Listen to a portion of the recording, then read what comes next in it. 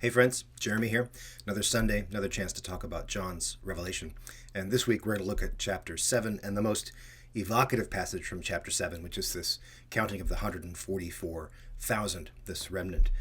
And so John, of course, records. He goes line by line. He says, from the tribe of Judah, 12,000, from the tribe of Reuben, 12,000, and on down the line until he gets to 144,000. 12 tribes, 12,000 each equals 144,000. And it's an interesting passage, and it gets people thinking about counting and Israel and how many Israelites, people of Israel, will be saved. And there's a couple things that come up when we look at this closely that strike me as really interesting. One of them is that although it lists 12 tribes, not all the 12 tribes are there. If you look closely, two are missing. Ephraim and Dan are both missing from this list. So the tribe of Joseph is mentioned, as well as the tribe of Manasseh, but Joseph is two half-tribes, Manasseh and Ephraim. So there's been some replacement going on in this counting. So John is telling us something, that the in some ways, the full number of Israelites won't look like we think the full number of Israelites will look. And I could explain why I think Ephraim and Dan are missing, but that's not what I want to focus on today. I want to focus on another interesting parallel, which I think draws something out of this passage.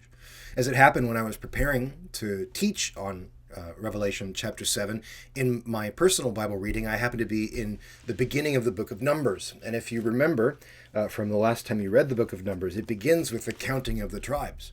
And it goes through each tribe, and it numbers the people of the tribe. And a few things are interesting about these numbering. One of them is that all the numbers are suspiciously even. It's 53,400 or it's 62,700. It's exactly zero zeros. And I don't know about you, but it's highly unlikely that the actual number of Israelites were always an even number or multiple of 5 when they counted them. So I'm not saying that numbers contains fuzzy math. I'm saying that perhaps the numbers don't mean exactly what they think they mean on the surface. They're not maybe a direct counting, more a way of saying that exactly who's supposed to be there is there. And that would mean that when we look at the 144,000, the number is probably more symbolic than it is actual.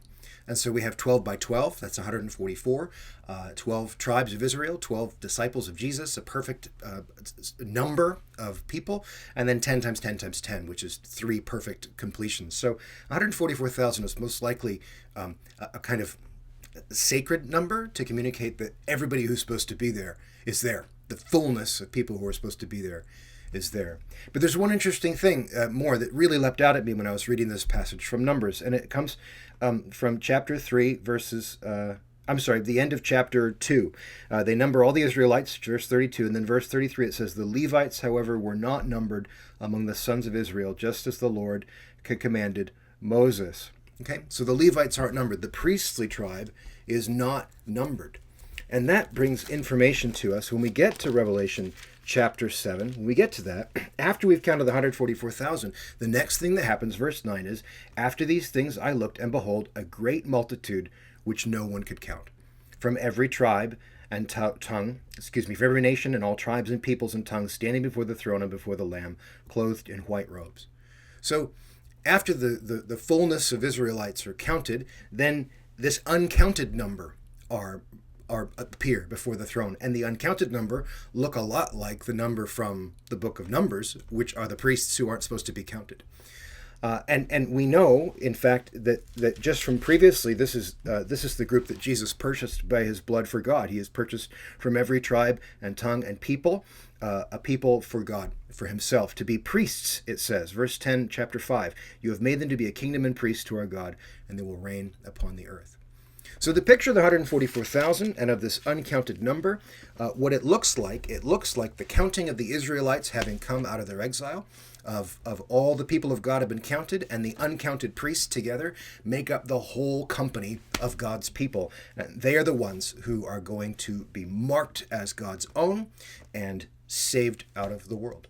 Okay, so Bible numbers, they're fun. Sometimes Bible math doesn't look like modern Western math, but it's not. The point of it is not to count in a certain way. The point of it is to tell us something important. And the important thing they want to tell us is that every single person that God has entrusted to himself, that people have turned to God, will be saved in the end. Not one of them will be lost.